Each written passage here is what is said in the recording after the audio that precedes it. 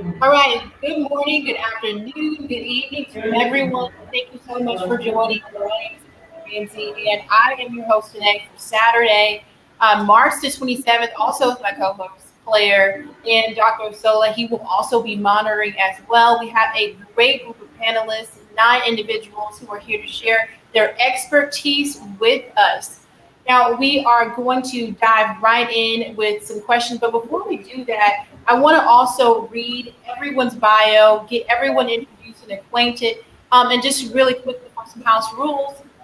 When I talk, after I introduce you, if you'd like to say something about yourself, be more than happy to just unmute your mic, say a few words, go back on mute, and then we'll go to the next panelist. Okay.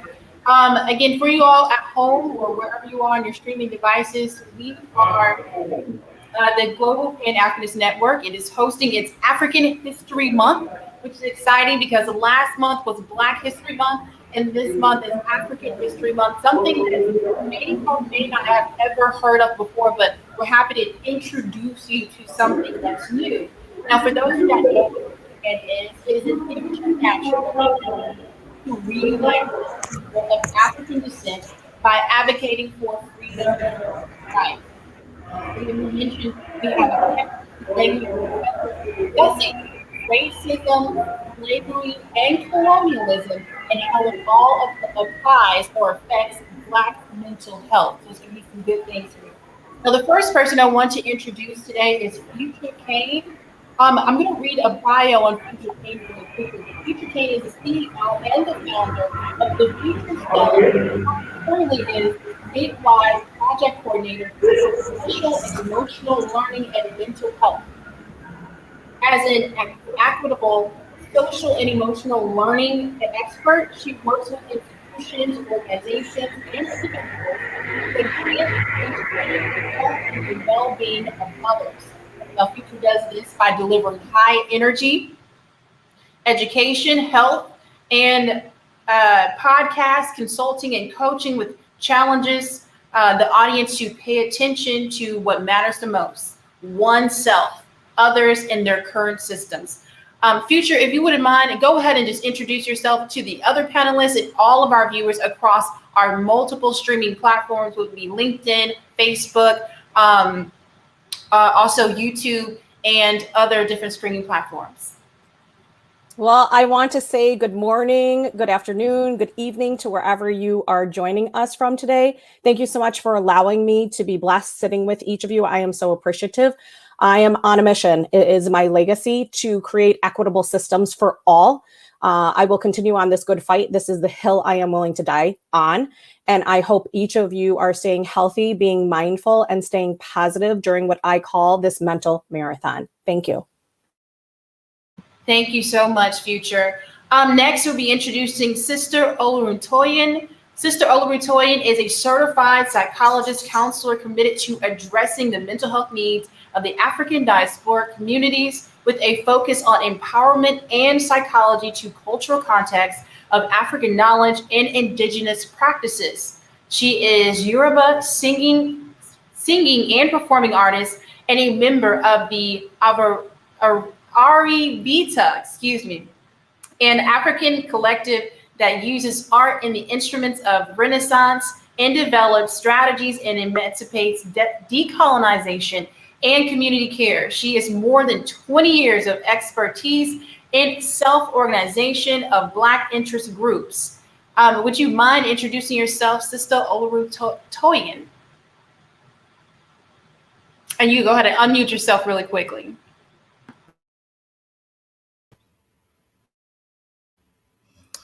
Thank you so much. I'm very honored to be here. I'm an activist and of the Black Community Coalition for Justice and Self-Defense, a self-organization here in Hamburg, Germany, catering to the needs of the members of African descent. As here in Germany, there is still a lot of institutional racism, which is being denied still. That's the level we are at. And it was very necessary to organize in this sense. We also provide psychological counseling in a community, as a community care service. as it's very important to include the cultural context in whatever counseling there is taking place. Thank you. Thank you so much, Sister Oluwantoyen. Next, we have Dr. Judith Bruce Golden. She is currently a part-time research fellow with University of Southampton. She has been a teacher for over 14 years and has experience working in mainstream special and further education. In 2018, Judith was awarded her doctorate in education and leadership from the University of Birmingham. So much history there. And she also completed the National Professional Qualification for Senior Leadership. That's the NPQSL. Now, Judith is passionate about mental health and well-being. She's a mental health first aid trainer, a suicide first aid associate tutor, along with being a registered as a special education needs coordinator. And that's the SENCO. She also works independently with schools, well-being project, and Judith has a master's of science and information technology and a degree in media communications and Spanish studies. Judith, Dr. Judith Bruce, would you mind introducing yourself as well to our panelists and to all of our guests? Oh, good afternoon, panelists. It's great to be here from England. Yes, I think it's just inspiring to be with so many of us who are on that journey to supporting others. And it's been great doing the mental health first aid. I think for me, that's my part in trying to help others to be aware of how to identify the signs of mental ill health. And yeah, it's fantastic to be here. Thank you. Thank you so much, Dr. Golden, Bruce Golden. We appreciate you so much, and hailing all the way from the UK. So to everyone who is tuning in, broadcasting with the UK, shout out to you guys, okay? This is really intuitive conversation that we're gonna be having about mental health. So next, certainly last but not least, we have Dr. Sola let me get it, hold on one second. Oluwantoyen, okay? So we have Sola Oluwantoyen. He's to our top left up here. We just thank you so much for also being here today. He hails from the UK as well. Let's read a little bit about Dr. Oluwantoyen. He is a practicing consultant, psychiatric, forensic medical examiner, and the CEO of Great Insights Limited. He's the vice president also of the Black Mental Health Matters. Dr. Oluwantoyen is a consultant psychiatrist and a keen interest in mental health and emotional well-being. He's qualified as a medical doctor in 15 years of experience. Give me 1 second, my phone kind of went 15 years ago, sorry. And completed his postgraduate degree in public health from Northumbria University. He also holds a postgraduate degree in psychiatric practice from Hertfordshire University. Dr. Oluwantoyen is a trained psychoanalyst, and he also conducts significant research in neuroscience and in the relationship with depression and substance abuse. He has 14 years of experience in consultancy, design, delivery, and management of strategic health and mental well-being programs across the UK and Nigeria. He is a highly organized and pragmatic leader, bringing a structured, logical, and strategic approach to mental health and well-being. Everybody will bring Dr. Oluwantoyen to the stage. Hi, good afternoon, everyone. Good morning, wherever you are. It's a pleasure to be here. Amisha, thank you for the reading that long bio. I need to summarize that and make it 2 lines, but I'm glad to be here. I'm happy we are all on the same page. As a psychiatrist, I in my day-to-day practice, I know and I understand how relevant the topic we're discussing today is. So I'm happy to be here, and I'm happy to learn and share some of my knowledge and the experience. Thank you very much, and I hope it's going to be an interesting conversation. Thank you. Thank you so much, Dr. Oluwantoyen. So we're also going to go with Angela. I'm going to get this right. Kermangasa Nsimbi. And if I butchered that, please say your name once again. But let's get into her bio. She's a mental health activist and mindset coach, a mother of 5, including 3 teenagers, married, a finalist judge in the Wago Health Awards from 2019 and 2020. Now, Wago Health is an international network based in Boston of more than 100,000 health or patient advocates and influencers working to transform healthcare.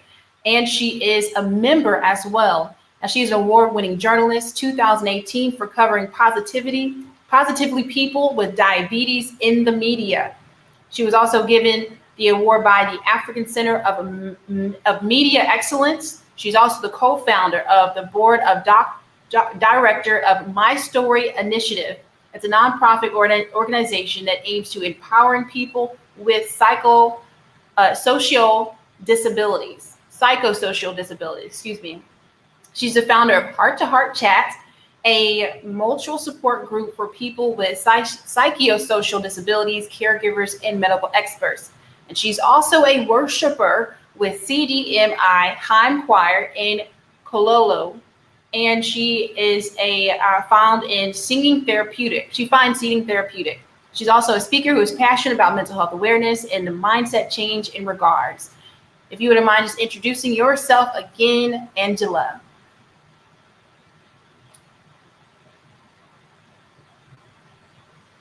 Okay, she might be one of the individuals who is not here.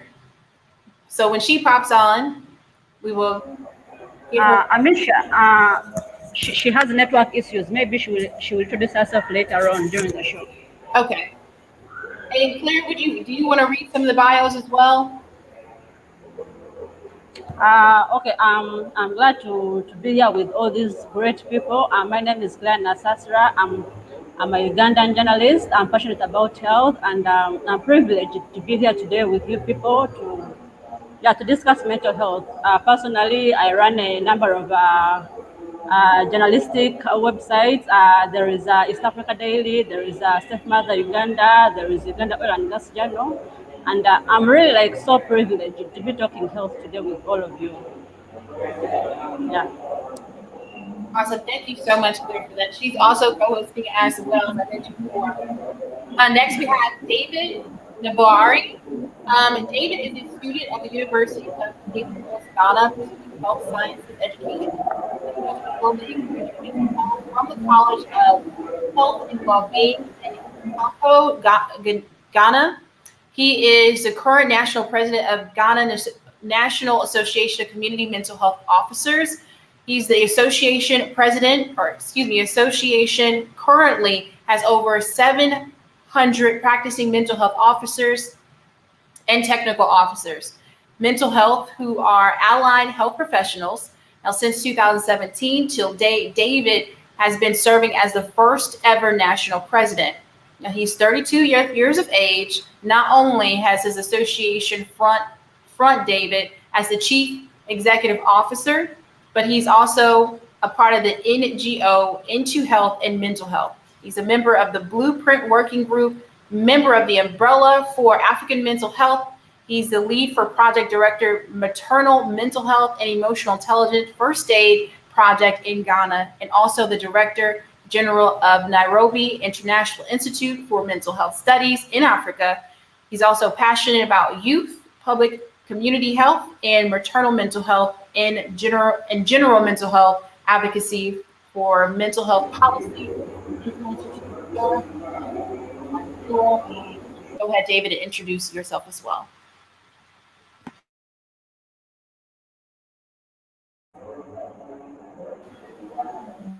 Okay. I don't think David is on the call yet. Maybe we'll join us sometimes. Yeah, David is not there. And then also Amisha, to catch a little bit. We want to thank our hosts, our sponsors for today's event. We have Tunacheki YouTube channel with over 760 subscribers. We also have Council for Ethiopian Diaspora Action, and also Asachi Real Estate. We thank you so much for sponsoring our event as we go forward discussing mental health issues. Amisha, you can proceed. Absolutely. Thank you, Claire. We also have Dr. Marsha and Harris. Dr. Harris is a certified licensed school psychologist, owner of Harris and Associated Psychological Services, specializing in psychological evaluation and assessment of children and adolescents with mental disorders and learning disabilities. Now, professionally, Dr. Harris' career started off conducting psychological assessments in the District of Columbia public and charter schools. Shortly thereafter, she expanded in conducting comprehensive psychological and psychoeducational assessments in the state of Maryland and Commonwealth, Virginia. Now, Dr. Harris furthered her career by teaching undergrad courses in psychology at Northern Virginia Community College. In addition to teaching, Dr. Harris continues her work with various school districts as well as families with children and adolescents with suspected mental health disorders and disabilities. Go ahead, Dr. Harris, if you wouldn't mind just introducing yourself to our viewing audience, and also the rest of the panelists. Good afternoon. It's a pleasure to be here with all of you. My passion is doing testing, but I do workshops, consultation. I'm just trying to get the word out in terms of testing and the labeling that goes with our children, especially children of color. One of the things that I'm looking into, and one of the things that's challenging, is the disparity in terms of testing, the evaluations that are being conducted, the intelligence and intellectual tests, the norms around that. They don't really capture certain populations. And I think it's important to be able to have those tests generalized to the people or population that I work with, that we work with. That's one of the biggest problems, because students from pre-K to early 20s doing these tests don't necessarily do well. And it's not that they're not smart, it's just they just don't do well with these type of tests.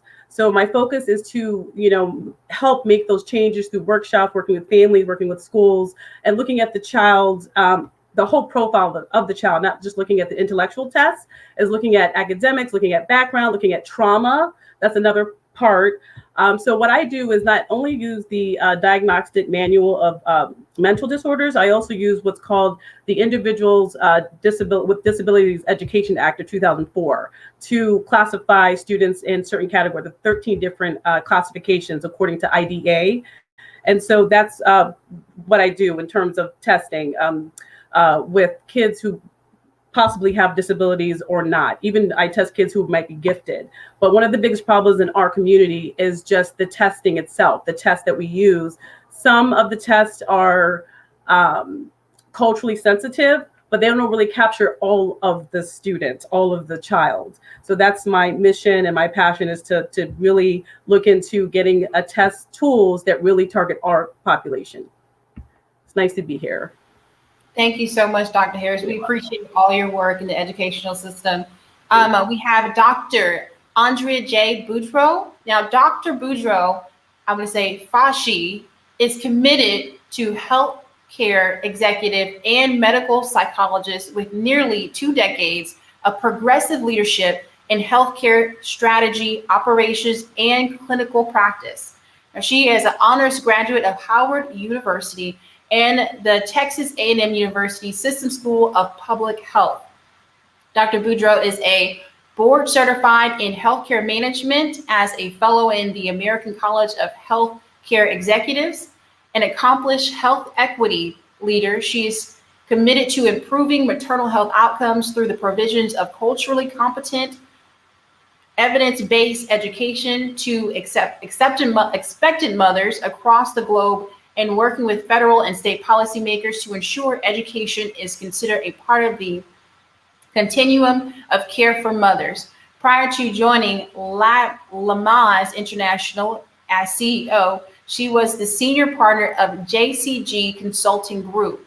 Dr. Boudreau worked to improve the health of children and adolescents through her integration of behavioral health and primary care. Her research interests include the integration of spirituality, religion, and psychotherapy, as well as underutilization of mental health services within the African American community.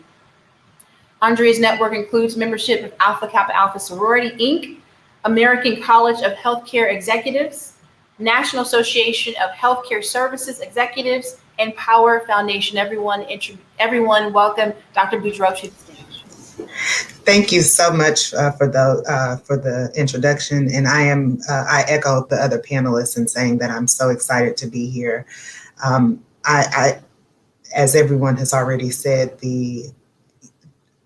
I think there's a trust issue I hope that we can talk about today within the African American community, and then how that translates into the diaspora and across the globe, how we view mental health, how we receive mental health and the services that are here.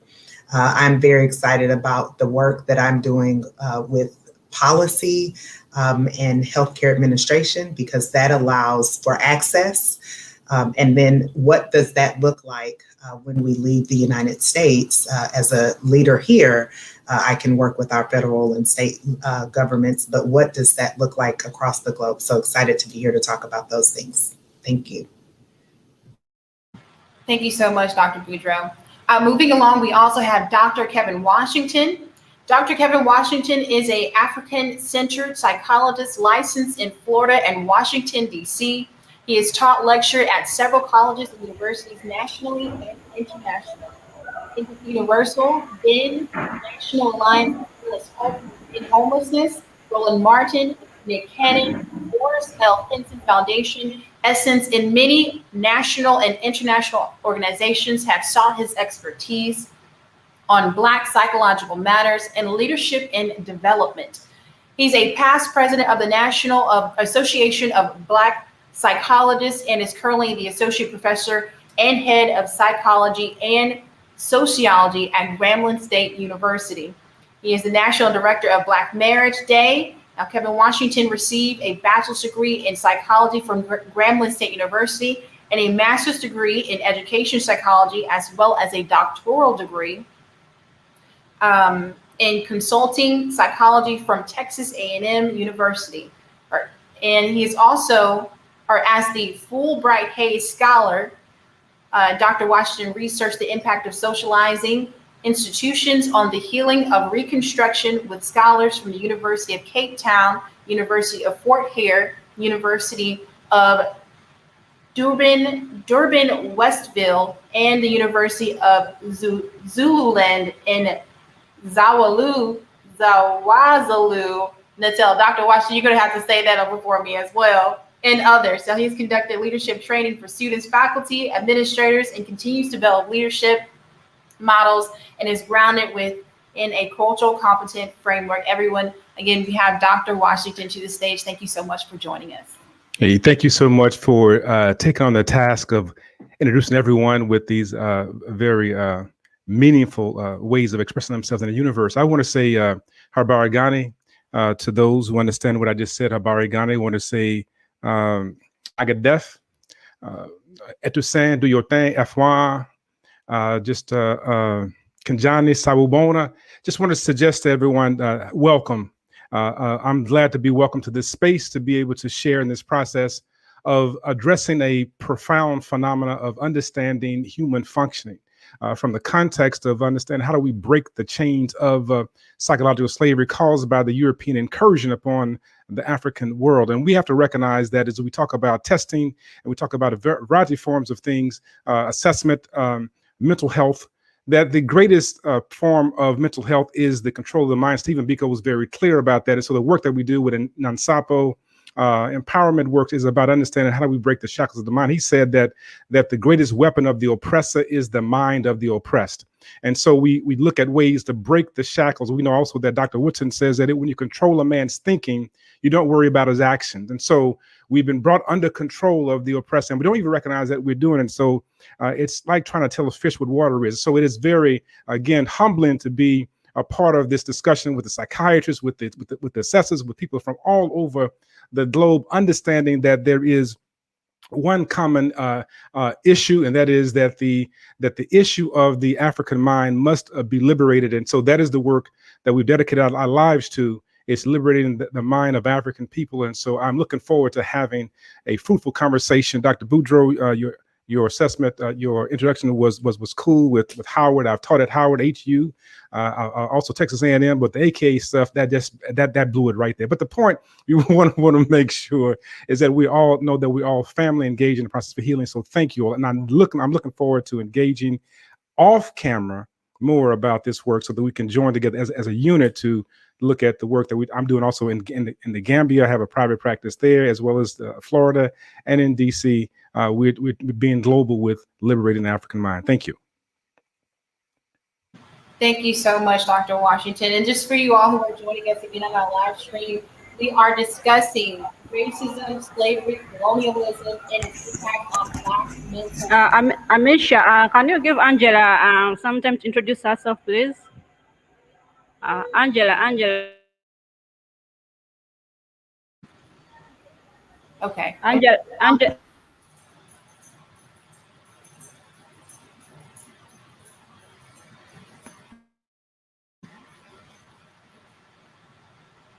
Yeah. I think, am I good now? What do you want to ask? Let Angela introduce Claire, herself. is it Yeah, can you take us through your biography? Who are you? Who is Angela? Take us through. Tell us who you Hello? are. Are you hearing us? Yeah, I just want to know, do you want me to say something about myself? You know, like a brief? Yes, sure. Sure, you can introduce yourself. Hello? Can you hear me? Yeah, we can. Okay. Please introduce yourself. All right. Just to elaborate more about what I do, I use my own lived experience as a tool for advocacy, and I also use it to create awareness because mental health challenges are faced with a lot of stigma and discrimination. And for us back in Uganda, and I'm sure most of the rest of the world, people don't want to talk about it. It's like a label of shame.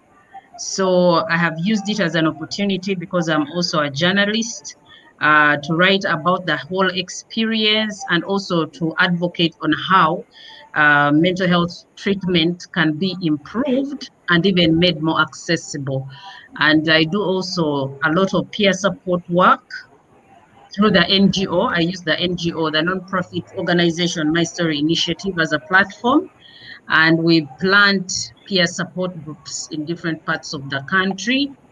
It is work that we are doing gradually, especially given with COVID, what COVID has done to all of us. But at least last year, we were able to plant 5 peer support groups in the eastern part of our country, Uganda, in Budaka. And we continue doing peer support work even within the city center in Kampala and Wakiso district. I'm sure some of you don't know it, but one day you'll come to our Uganda and you'll see. So that's, in a nutshell, that's what I'm about. Okay, thank you so much. I'm sure you can proceed. All right.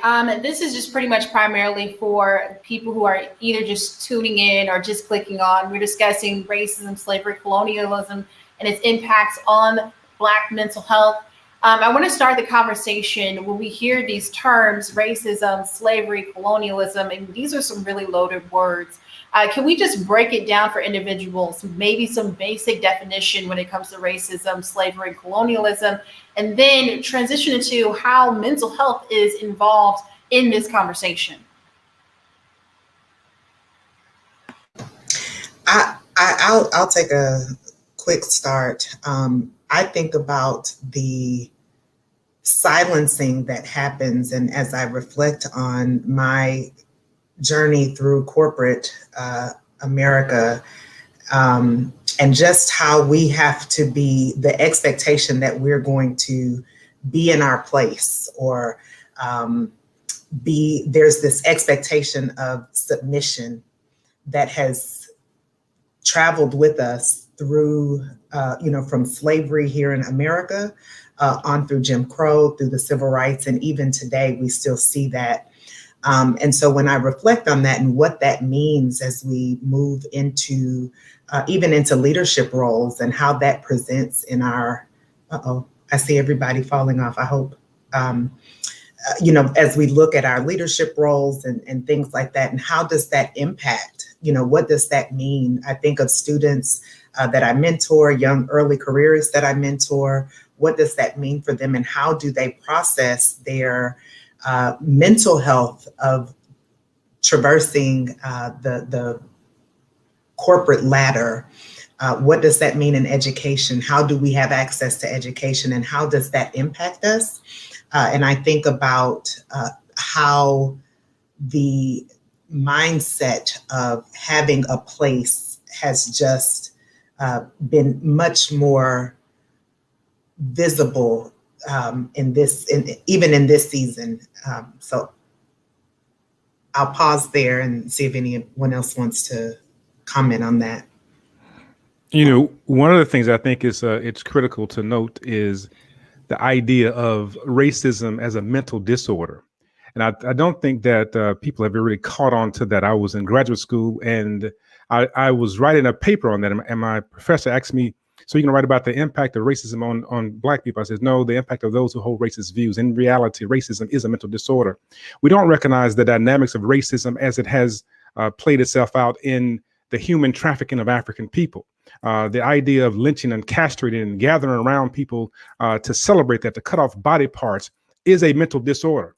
And too often we are trying to acquiesce and accommodate in these spaces without pointing out the truth of the matter, that if you remove someone from their space and desire for them to engage in labor for you, you beat them and then you call them lazy when they're working for you from sun up to sundown, that is a mental disorder, that is a psychological disorder that is diagnosable. However, we use their diagnostic system and we cannot diagnose them appropriately. But when we begin to move back and use our own lens to see what is taking place and to see how it impacts us in the UK and how it impacts us on the continent, we now have a clear perspective to be able to assess the dynamics of racism and oppression and understand colonialism, the process of economic gain at the hands of someone else. And I think that too often we, as Dr. Boudreaux said, we're tiptoeing around the fundamental truth because of being traumatized. And so we avoid trauma, so we don't say certain things. So we acquiesce and accommodate, because if we say certain things, we can't get the funding or we can't get the publications. But the reality is that the truth, if people believe this can make you free, then we have to be truthful and say that first and foremost, racism, the idea that one race is genetically superior to another one, is untrue. It is a disorder, and that we have to begin to look at how to examine to treat that. But secondly, we have to examine how it impacts us as African people, how we believe their water to be wetter, their ice to be colder, their sugar to be sweeter, and their milk to be more satisfying. In reality, that they have benefited from everything from African people, and it has not been the other way around. So that's also the jacked up lens that we have. We can't see that they have built their wealth off of the resources from us. And even to this day, it is still happening, whether it's rap music, resources coming from the land, from coltan to the diamond. And so we have to do a better job of seeing ourselves as having power and agency and not being victims of somebody else's mental disorder. Can I also add something?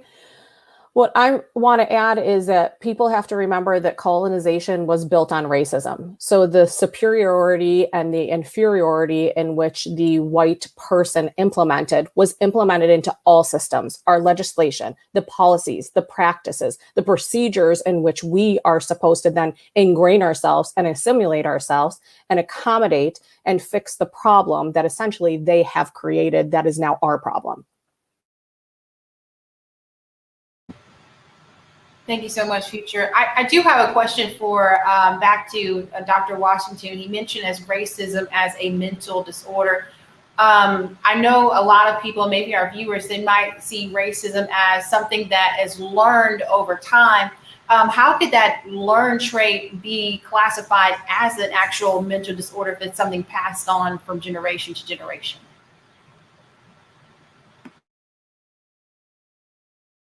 You're on mute. Nope.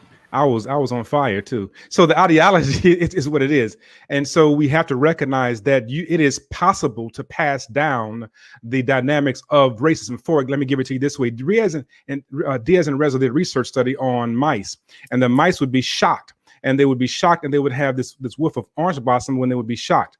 They would associate the orange blossom smell with the shock. These mice would have pups. These pups would not be shocked, but they would have the orange blossom smell. They associated the orange blossom smell with trauma, though they had never been traumatized. These pups grew up and they had pups. They had the same visceral response. So there was a pass down of the trauma experience from the first generation became the next and the next. And so also healing that takes place in the same way. We have to be clear that there are ways to inherit and also ways to identify with pathological behavior that becomes normalized. And so we have to do a better job of saying the disorder is what it is, right? Anything that disrupts the humanity of someone else, anyone who can go around and kill someone, for example, in the United States, put their knee on someone's neck in broad daylight for several minutes and look at people observing them, that is a mental disorder. Anybody who can run into a place roughshod called the Capitol building, and people suggest that this was some kind of a raucous group as opposed to identifying it as something deeper than that, that is a disorder because it is disrupting the psycho-spiritual well-being of people like myself. So I can say, if you can suggest that something about me, that Black Lives Matter is problematic to your existence, I can suggest that is a pathology that we have to be able to address and then to be able to treat. But more importantly, it's their responsibility to treat that. And we have to stop trying to be Mammy and Uncle Ramus to people and allow them to say this is our stuff, because we have our own stuff, Future, because we deal with colorism among ourselves, right? That's a response to racism and oppression. We deal with hair, good hair and bad hair. That's a response to that. We identify with stuff like our organizations, but we are responding to racism and oppression. And that is a reality that we have to deal with, and not simply try to suggest that it's not sick. It is sick to go around to look at yourself in the mirror and want to do something with your lips, to bleach your skin, to want to become unlike yourself. That's also an illness, right? That we have to be able to address, right? And we call it what? Disidentifying a disorder, right? The idea that we want to undo ourselves, to become like somebody else, to be liked by somebody who never likes us. So we have a lot of dynamics to deal with, and we talk about mental disorders. So we look at the response to racism and oppression. We don't stop and say, "Oh, well, it's just simply some behavior and it's learned." No, that's crazy behavior to think that you better than me because you exist. That doesn't make any sense. If I did it, I'd be problematic. Is that making sense? So then you can't go around and do it to me, and I can call it out for what it is, and that's what we have to do as mental health professionals, is take the information that we have to know what a psychopathology is. Somebody who's psychodeviant can kill somebody and not be remorseful for it. That's a reality. They call it that. So they use their content on them. This is what you say it is. Ego-aggrandizement is problematic, right? It's narcissism, to believe that you're better than someone else. They said this. So we say, okay, that's what you do. These are things that we have the capacity to do, but we're afraid to because we don't want to upset the apple cart. Hey, it's time out for that. We have to be able to do a better job as mental health professionals and call an ace and a spade a spade. I'm done. So thank you so much, Dr. Washington, for number one, breaking that down and picking those things out so we have an understanding of the effects of what racism and colonialism can have on a people who have been oppressed for many, many years and generations. Let's talk a little bit about the educational system, since we have so many of our panelists who have backgrounds in education. And can we talk about how colonialism impacts education today? I think Dr. Washington had mentioned a quote earlier about, when you take education for someone or their mind away from them, it disables them to a certain extent. Can I just follow up on Dr. Boudreau's statement about just staying in our place, just in terms of clinicians and how, we obtain credentials and we graduate, we get our doctorates, and we go out into the world and we're excited to learn about, our specific expertise. The thing is, when we go out, we don't necessarily look at earning respect from other people, we, sort of, have the confidence, we have these credentials, but how do we as clinicians, use our titles without getting looked at a certain way? I just want to share an experience with you. Years ago, when I was teaching on campus, I had an 18-year-old white student come up to me. She kept calling me Miss Harris. And I said, you often call me Miss Harris, but it's Dr. Harris or Professor Harris. She said to me, well, I call myself doctor, and it's a mindset. That's what she told me. And so, these are kind of experiences that I've gone through, my entire life. It's just, getting a doctorate at 32, and then just the experiences of, people saying, is that a real, thing? Is that, a real doctorate? Like, what do you do? And so, just in terms of just our titles and getting recognition for what we do, again, what Dr. Washington was saying in terms of, racism and how people view us, we're less than, than our counterparts, the white population or colleagues. So I just wanted to, kind of throw that out there, is how do we go out and use our titles and credentials with confidence and not walking on eggshells, being the mammy, trying to, make others feel comfortable and not calling us, by what we really are. I'll say, even from again, my frame of reference is the healthcare system. And if you want to see me get angry, is call me Miss Boudreaux and then call my surgeon counterpart doctor. And that you will hear from me in that moment, because I tell people I saved just as many lives as any surgeon. When I was in practice, I worked with severely mentally ill and worked in the medical model with individuals who were hospitalized with other medical diagnoses. So that is a very sensitive space for me, for people who act as if mental illness is somehow a lesser form of healthcare. And if you really want to get me talking, I'll show you all the loans I have to be able to do this work.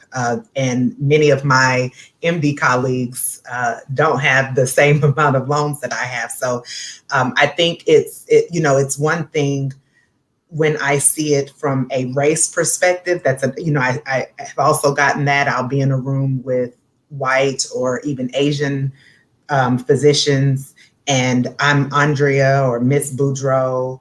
And or what I get most recently is it okay if I call you Andrea? No, it's not.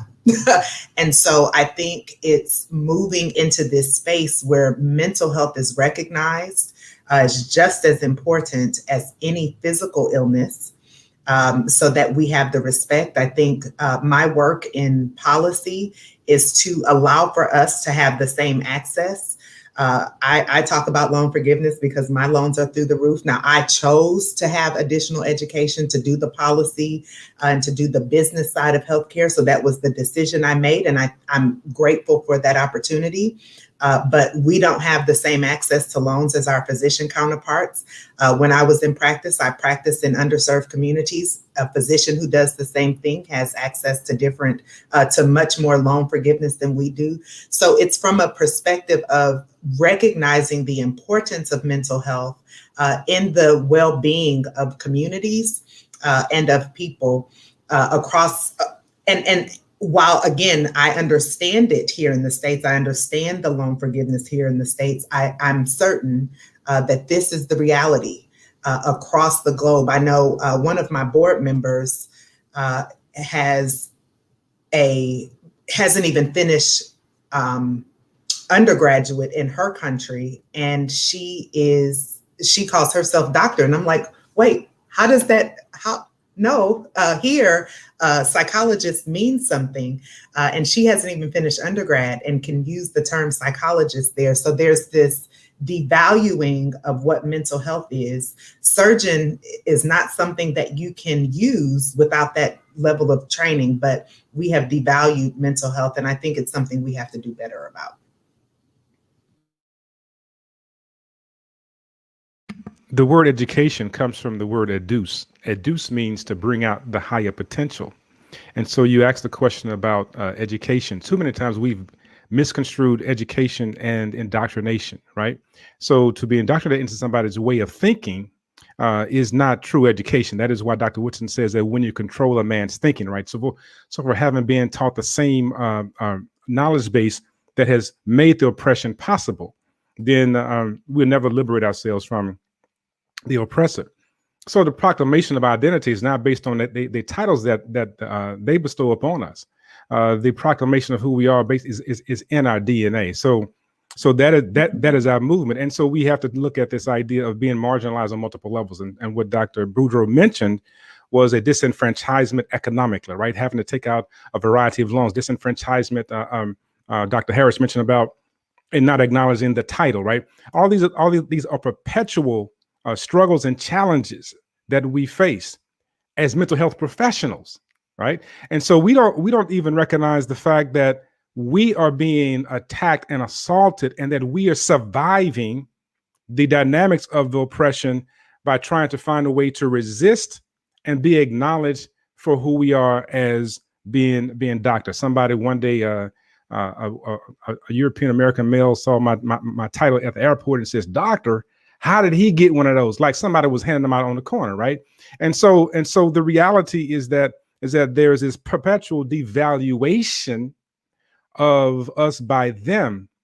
But if I looked at myself the way they saw me, I'd be concerned about me as well, right? If I knew that I did everything that I could do in my power to destroy you, do everything in my power to hold you back, do everything in my power to push you down, everything in my power to make sure that you did not get ahead and you still face me today, oh, you are a force to be reckoned with. And so we have to recognize that globally, no matter what has taken place, we still continue to do, as Maya Angelou say, we still rise. And we rise with excellence every single time. You put somebody in a presidency position, not give them much power, and they still rise with excellence, and their spouse rises with excellence. No matter where you put them on a tennis court, you give them a variety of things, and they come out with masks on, and they unify with their brothers and sisters from Japan to the U.S. Excellence every single time. You put somebody on a golf course, they rise. In the courtroom, they rise. In the medical field, they rise. If I kept seeing that, if I saw that all the Africans came to Harvard University Medical School and the top 10 were from Nigeria, I'd be concerned, because I've done everything in my power to disrupt their government, disrupt them as a people, and they still exist. Oh yes, I got to keep coming for you. But the reality is that we don't see the power in ourselves. So my point is not that they have to acknowledge me as doctor, but when I walk into the room, do I demonstrate the excellence of those that came before me, those that made it possible for me to stand? I don't ask permission from them, because they're not my parent. My parents are Bobby and Clayton Washington. My grandparents are Gertrude Gaddison. I can go down the list. They are the ones that I honor. And if you don't want to call me whatever you do call me, don't call me nothing. I almost cursed on that when I tried my best. The reality is the power within us is within us, and we walk in the room with that, and that frightens them. And we, even when they try to dishonor us, we know that in that moment that they are honoring us, and they are afraid of what they're honoring. I just want to say one short last statement with regard to that. I just think it's important for our presence, especially I work with a lot of inner city kids. I do evaluations in DC schools, Maryland schools, and I work with my primary population is kids of color, pediatrics. And so when I walk in, I introduce myself as Dr. Harris, and they are just amazed, like, oh my gosh, you look like me and you're a doctor. And so they ask me questions, and this is when it starts. It starts young. It starts at this level, and you want to help instill the confidence that they can do it too. Just to add on to what Doctor has just been saying, is that in line with mental health, especially with our theme, whether it is slavery, whether it's colonialism, whether it is racism, words are always said. And when those words are said, I always talk about ears having a gate. So we hear stuff, but then at the end of the day, we also have to decide, what do I accept and what do I reject? Because we still have that power. And for me, I'll also talk from the point of view as a Christian, but also somebody who has actually lived this challenge of having a mental health disorder. Some of the things that tick us off, things that trigger you, it's because of what people have said. People say, baby, you're not good enough. People will, and you know, for us women, oh, she has children, she can't measure up if it is work and all that. And all these things will definitely affect your mental health. But now we have to also get to a place where we take our power back. And how do you take your power back? We can't throw a pity party all the time. We have our mouths. The mouth is also a gate. But what do we use our mouth to say? You know, we have to learn that. And also because I'm also a mom. So, you know, I wear many hats and I want to demonstrate how all that works. As a mother, it is key. Even when you're a father, what do we tell our children? Are we telling our children what we were told? Or are we telling them, you can't tell? And I tell my don't look at daddy's budget. Don't look at my bank account. If you want to dream, dream. You can be anything you want to be, you know? And we have to learn to use that because life and death is in the tongue. So as long as we learn to do that, because that's how I managed to get better. That's how I managed to recover and be able to speak to people and tell them, you know what, just because you have had a diagnosis doesn't mean this is the end of you. You can get up and make a difference. And that's what I'm doing as I write my book, Breaking Free. As soon as it's out, I'll definitely share it with you guys. But it's to show you that the mental health, the way we are affected, these are actually chains. I chose that name, Breaking Free, as a title because you actually have mental chains, that mental slavery, it is there.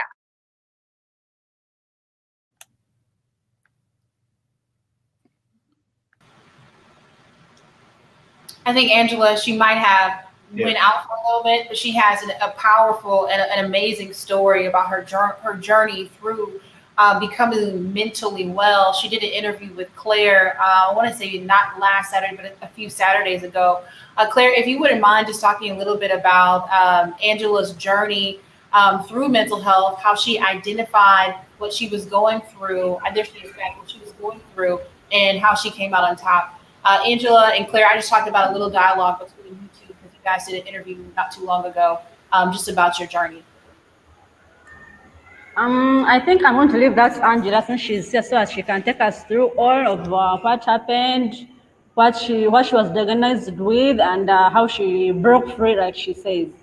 So Angela, please, if you can hear us, please take us through. What really happened? What did you suffer from? How did you break free, like you said?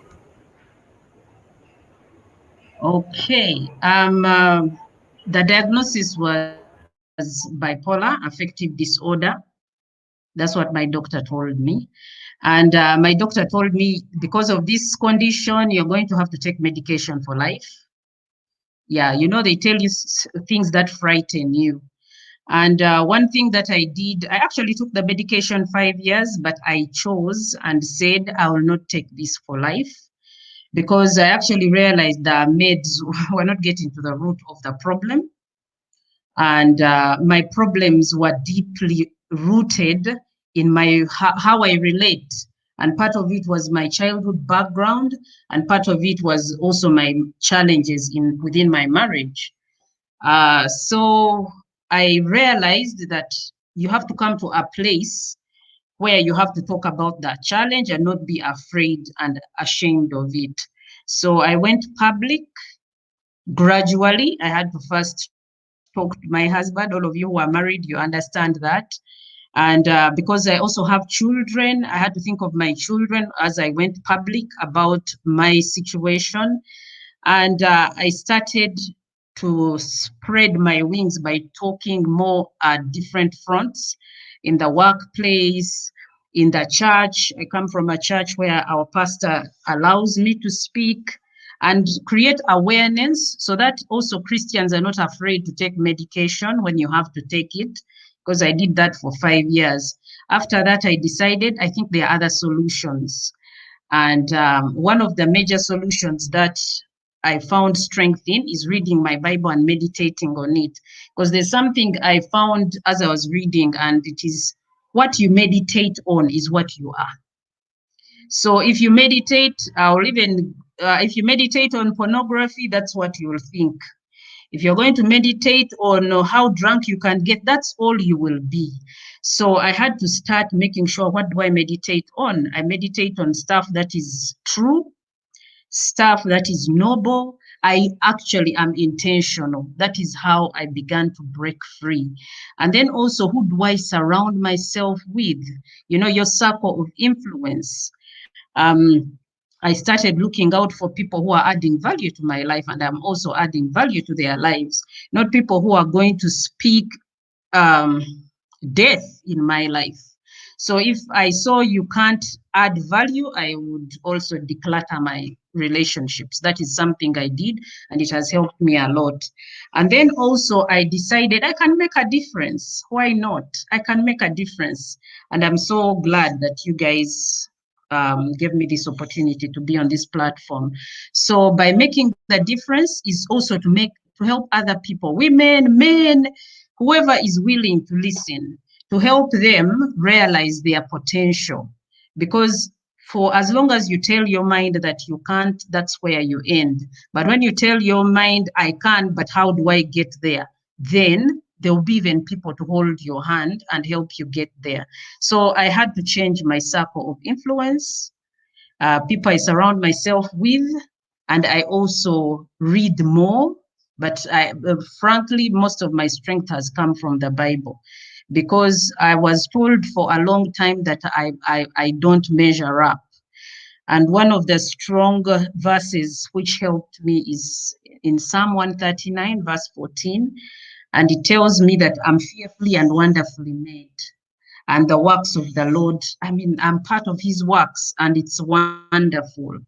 And another verse which spoke to me is in 1 Timothy, I think it must be 2:7, and that verse tells me that God has not given me a spirit of fear, but that of power, love, and of a sound mind. So I realized that the doctor's diagnosis cannot limit me. It's only me who can decide how far I go. But if I decide I can break free, I will break free. So that is how I have managed to do it. And I actually get therapy as well when I reach out to other people. Hearing other people's stories also makes me feel better mentally and also emotionally. Yeah. Wow. So in a nutshell, that's it. That's awesome. I'm sorry, I did not mean to cut you off. You have a beautiful journey, and thank you for sharing how you overcame some of the religious to get to the point where you did seek help, and you went through this journey, and you meditated on certain things, and you really came full circle when explaining those things for us. We have a few of our panelists who have not spoken yet, but we want to give them an opportunity to come to the stage. First, I just want to call on Sister Oluwantoyen. She practices in the African diaspora. She has many things that she can contribute to this conversation. Sister Oluwantoyen, can you just come to the stage really quickly and talk to us about, again, we're discussing racism, slavery, and colonialism, and how this impacts Black mental health. Thank you very much. First of all, I have to say a big acknowledgement for bringing up the topic that racism is pathological,